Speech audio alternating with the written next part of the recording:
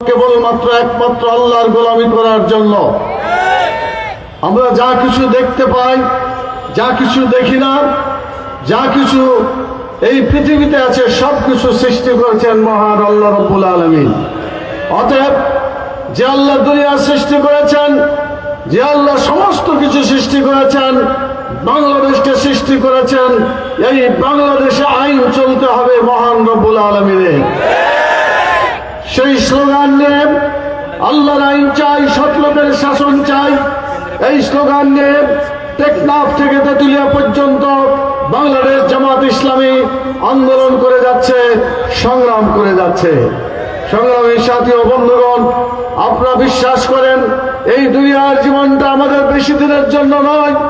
আমরা দুনিয়ার জীবনে শান্তিতে থাকবো অবশ্যই, সেজন্য আমরা চেষ্টা করছি, কিন্তু আমাদের সামনে আছে কোটি কোটি বছর। এই দুনিয়া থেকে যখন বিদায় হয়ে আখিরাতে যাব, সেই আখিরাতের মহান শাস্তি থেকে বাঁচার জন্য, আল্লাহ তাআলার সেই নিয়ামত পুরস্কার পাওয়ার জন্য আমাদেরকে কাজ করে যেতে হবে। আমাদের স্লোগান হচ্ছে রব্বানা আতিনা ফিদ দুনিয়া হাসানাত ওয়া ফিল আখিরাতি হাসানাত ওয়া কিনা আযাবান নার। আল্লাহ তুমি দুনিয়াতে আমাদেরকে শান্তি দাও, আখিরাতেও আমাদেরকে শান্তি দাও, জাহান্নামের দাও দাও করে আগুন থেকে তুমি আমাদেরকে রক্ষা করো। প্রিয় ভাই এবং বোনেরা, আজকে সিদ্ধান্ত নিতে হবে বাংলাদেশে কোরআনের আইনকে চালু করার জন্য। আজম হচ্ছে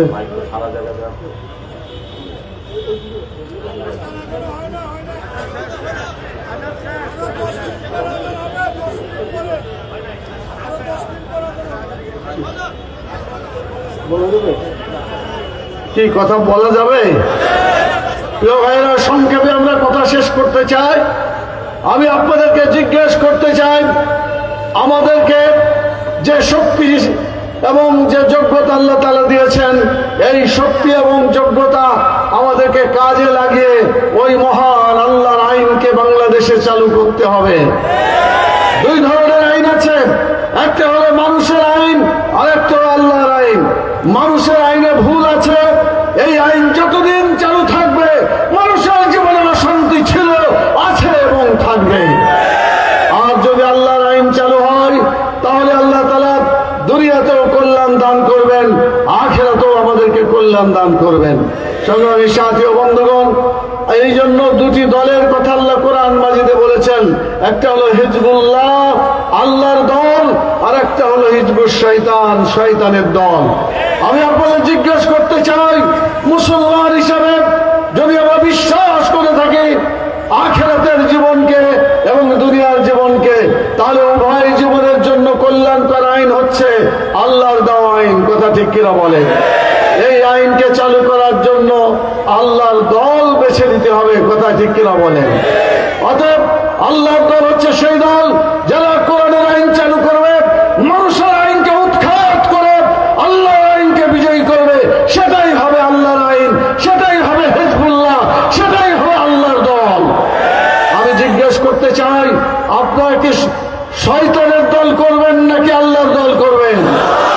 যদি আল্লাহর দল করে থাকেন, তাহলে জীবনের শেষ শক্তি এবং রক্তবিন্দু দিয়ে হলেও বাংলাদেশে মানুষের আইনকে উৎখাত করে শুধুমাত্র কেবলমাত্র একমাত্র আল্লাহর আইনকে বিজয়ী করবো আমরা ইনশাআল্লাহ। সেজন্য আপনাদের কাছে আমি জিজ্ঞেস করতে চাই, এই কোরআনের আইন মুহাম্মদুর রাসূলুল্লাহ সাল্লাল্লাহু আলাইহি ওয়াসাল্লাম রাষ্ট্রীয়ভাবে চালু করেছিলেন না করেন নাই?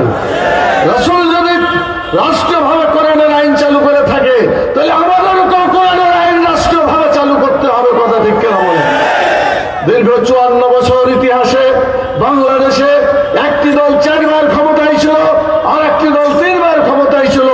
কোরআনের একটি আইনও তারা জাতীয় সংসদে পাশ করে না, যার ফলে কষ্ট আর কষ্ট। এখন আমরা চাই সামনের দিনে আল্লাহর আইন চালু করে মানুষের মধ্যে শান্তি, মানুষকে কল্যাণের দিকে নিয়ে যাওয়ার চেষ্টা করতে চাই। বাংলাদেশ জামাত ইসলামী জাতীয় সংসদে দাঁড়িপাল্লা প্রতীকে আপনাদের এলাকা থেকে কর্নেল আবুল বাতেন ভাইকে বিজয়ী করার জন্য আপনাদের কাছে পেশ করেছে। আপনারা কি চান এই দেশে কোরআনের আইন চালুর জন্য বাতেন ভাই দাঁড়িপাল্লাকে নিয়ে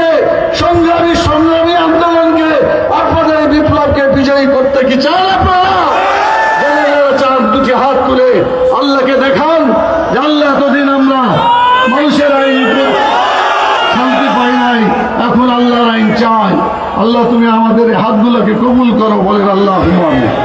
সংগ্রামী সাথী ও বন্ধুগণ, আজানের বেশি সময় নাই, এই জন্য আমি খুব সংক্ষেপে শেষ করতে চাই। আমরা 5টা দাবি করেছি। একটা দাবি করেছি নির্বাচনে যাতে ডাকাতি হইতে না পারে, চাঁদাবাজি হইতে না পারে, খুন খারাপি না হইতে পারে, এই জন্য প্রপোর্শনাল রিপ্রেজেন্টেশন পিআর পদ্ধতিতে নির্বাচন করতে চাই। কথা ঠিক না? তো যদি পিআর পদ্ধতিতে আমরা নির্বাচন করতে চাই, তাহলে কি ভোটের দিন একসাথে করলে এই পদ্ধতি কি কার্যকারী করা যাবে, নাকি আগেই করতে হবে? বাংলাদেশে পিআর পদ্ধতিতে নির্বাচন হতে হবে এবং আগেই সেটা গণভোটের মাধ্যমে পাশ করতে হবে। কথা দিতে হবে। আচ্ছা বলেন তো, গণভোট মানে জনগণের ভোট। যারা জনগণের ভোটে বিশ্বাস করে না, তারা কি সত্যিকার গণতন্ত্রে বিশ্বাস করে? যদি তারা বিশ্বাস করে, অবশ্যই গণভোটকে সম্মান করবে। কথা ঠিক কিনা বলেন? জাতি দেখবে গণভোটের পক্ষে লোক আছে কিনা, না থাকলে হবে না, যদি থাকে তাহলে গণভোট বাস্তবায়িত হবে ইনশাআল্লাহ। সেই জন্য আপনারা বাংলাদেশে নির্বাচনের আগে গণভোট কি চান? যারা যারা চান দুটি হাত তুলে দেখান। বাংলাদেশে আগে গণভোট হবে, এরপরে জাতীয় সংসদ নির্বাচন হবে। আল্লাহ তাআলা আমাদের দাবিকে কবুল করুন। সংগ্রামী সাথী ও বন্ধুগণ, যদি এমন হয় যে আগে তারা করলো না, একসাথে করবে, তাহলে আপনি বলেন তো, মানুষ জাতীয় সংসদে ভোট দিবে নাকি গণভোটের দিকে তাকাবে? কোন দিকে তাকাবে? এটা আসলে বাস্তবে কোনো কথা হইতে পারে না। এটা একটা অবাস্তব কথা, একসাথে গণভোট এবং জাতীয় সংসদ হওয়ার কথা। ঠিক কিনা বলেন? প্রিয় ভাইয়েরা, আমরা আরেকটা দাবি করেছি, সেটা হলো লেভেল প্লেইং ফিল্ড হতে হবে। আচ্ছা, খেলাধুলা যদি হয় একদিক উঁচা আর একদিকে নিচা, তাহলে কি এটা ইনসাফ হবে? অতএব ফিল্ডকে সমতল করতে হবে, লেভেল প্লেইং ফিল্ড হতে হবে।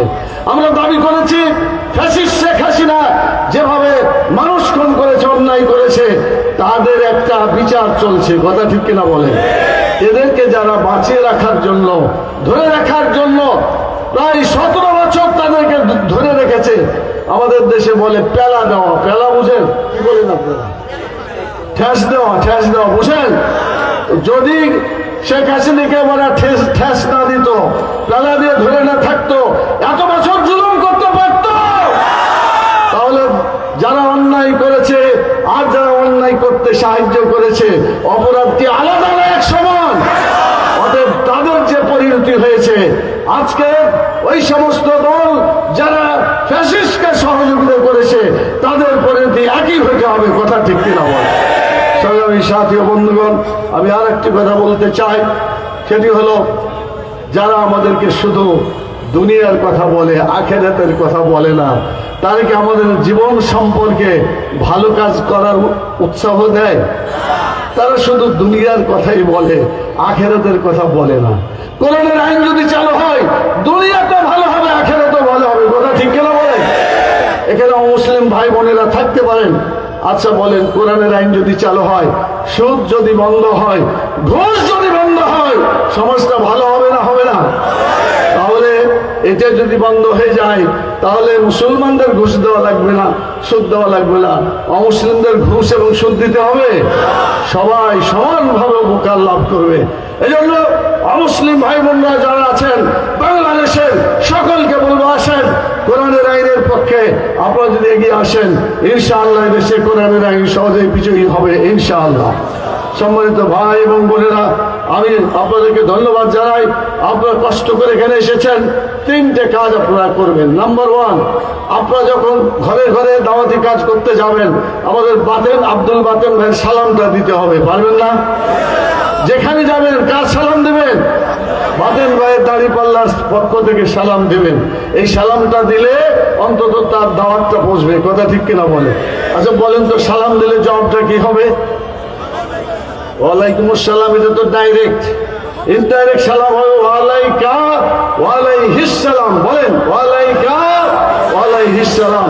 তোমার উপরে সালাম এবং তার উপরে সালাম, যে সালাম পাঠিয়েছে। 1 নম্বর। 2 নম্বর হচ্ছে ভোটটা তাকে দিতে হবে। হাত দুটা কে দিয়েছে আমাদের? যারা বলেন হাত দিয়েছে কে? এই হাত দিয়ে কার আইনের পক্ষে শিলবদ্ধ থাকতে হবে। যদি আল্লাহর আইনের পক্ষে শিল না মারে, এই হাতে কথা বলে দিবে আল্লাহকে, বলবে কি না বলবে না। সূরা ইয়াসিনের 65 নম্বর আয়াতে আল্লাহ বলছেন, আল-ইয়াওমা ইয়াখতুমু আলা আফওয়াহিহিম ওয়া তুকাল্লিমুনা আইদিহিম ওয়া তাশহাদু আরজুলুহুম বিমা কানু ইয়াকসিবুন। আজকের দিনে মানুষের মুখকে বন্ধ করে দেওয়া হবে, হাতে কথা বলবে, পায়ে সাক্ষী দিবে। বলেন কথা বলবে না বলবে না? যদি বলে তাহলে ধরা পড়ে গেল না গেল না? অতএব সকল ভোটার ভাই বোনদেরকে বলবো যে আসুন আল্লাহর হাত দুটি দিয়ে এবার কোরআনের আইনের পক্ষে, আল্লাহর আইনের পক্ষে আমরা শিল মারবো ইনশাআল্লাহ। তাহলেই আমাদের দুনিয়াতেও কল্যাণ হবে, আখিরাতেও কল্যাণ হবে। আর একটি কথা আপনারা বলবেন, সেটা হলো যে বাংলাদেশে যদি আল্লাহর আইন চালু হয়, অতীতে যত জুলুম অত্যাচার নির্যাতন করেছে সকল অত্যাচার নির্যাতনের বিচার হবে। কথা ঠিক কিনা বলেন? আমরা এখনো প্রধান উপদেষ্টাকে বলবো, আগে বিচার করেন, আগে সংস্কার কাজ শেষ করেন, এরপরে জাতীয় সংসদ নির্বাচন হবে। কথা ঠিক কিনা বলেন? যদি বিচার না হয় তাহলে যারা অত্যাচার করেছে, জুলুম করেছে, আরো অত্যাচার করার সুযোগ তারা পাবে। কথা ঠিক কিনা বলেন? তারা আরো সাহস পাবে। অতএব যারা জালেম, যারা অত্যাচারী, যারা খুনি, তাদের বিচার অবশ্যই হতে হবে। প্রিয় ভাই এবং বোনেরা, আর একটি কথা আপনাদের সামনে বলতে চাই, সেটি হলো আমাদের প্রশাসনে ওই আগেকার যত চোর এবং ডাকাত যারা ভোট চুরি করতে সাহায্য করেছিল, ওই লোকদের রাখলে কি সত্যিকার ভোট হবে? অতএব প্রশাসনের কোথাও, জেলা প্রশাসক হোক, এসপি হোক, উপরে নিচে যেখানে বিগত ফ্যাসিস্ট সরকারের সহযোগী ছিল, তাদের কাউকে প্রশাসনে রাখা যাবে না, সবাইকে বাতিল করতে হবে। সেখান থেকে সুন্দর, নিরপেক্ষ এবং সৎ প্রশাসন দিয়েই আমাদের নির্বাচন করতে হবে। আরেকটি কথা বলে শেষ করি, সেটা হলো বাংলাদেশ জামাত ইসলামী আপনাদের পাশে দাঁড়াতে চাই, আপনাদের সাথে থাকতে চাই। আমরা বিশ্বাস করি মুহাম্মদ রাসূলুল্লাহ সাল্লাল্লাহু আলাইহি সাল্লাম, সাহাবায়ে কেরাম জেল খেটেছিলেন, অনেক কষ্ট করেছেন, মাইর খেয়েছেন, তারপরও কোরআনের আইনের পক্ষের রাস্তা ছাড়েন নাই। কথা ঠিক কিনা বলেন? আগামী দিনে যদি কেউ অন্যায় করে আমাদের বিরুদ্ধে ভোটকে ছিনতাই করতে আসে, অন্যায় এবং জুলুম করে, তাহলে কি আপনারা চুপচাপ বসে থাকবেন না মোকাবেলা করবেন? মোকাবিলা করে হলেও ন্যায়কে প্রতিষ্ঠা করতে হবে, অন্যায়কে বাংলাদেশ থেকে বিতাড়িত করতে হবে। সেজন্য আগামী দিনে কোরআনের আইনকে বাস্তবায়ন করার জন্য আসুন আমরা সবাই চেষ্টা করে যাই। আজকে সারা দুনিয়া জোয়ার উঠেছে, ঠিক কিনা বলে? বিশেষ করে বাংলাদেশে ডাকসু নির্বাচন, রাকসু নির্বাচন, চাকসু নির্বাচন, জাকসু নির্বাচন আমরা কল্পনাই করিনি। আল্লাহ তাআলা আমাদেরকে ভূমিধসের বিজয় দান করেছেন। বলেন আলহামদুলিল্লাহ। অনেকে ভয় করতে শুরু করেছে, এইভাবে যদি জাতীয় সংসদ নির্বাচনে ইসলামের বিজয় হয় তাহলে তাদের পরাজয়ের শেষ থাকবে না, তারা ভয় এবং ভীত অবস্থায় জীবনযাপন করছে। কথা ঠিক কিনা বলেন? আমরা আশ্বস্ত করতে চাই, যদি কোরআনের আইন চালু হয়, যারা কোরআনের পক্ষে নাই তাদের উপর কোনো জুলুম অত্যাচার করা হবে না। সব জায়গায় ইনসাফ কায়েম করতে হবে এবং আমরা ইনসাফ কায়েম করার জন্য চেষ্টা করছে। আমাদের আমিরে জামাত ডক্টর শফিকুর রহমান সাহেব পরিষ্কার করে বলেছেন, আমাদেরকে ধৈর্য ধারণ করতে হবে। ওরা যদি গালি দেয়, গালির জবাব আমরা গালি দিব না। কথা ঠিক কিনা বলে?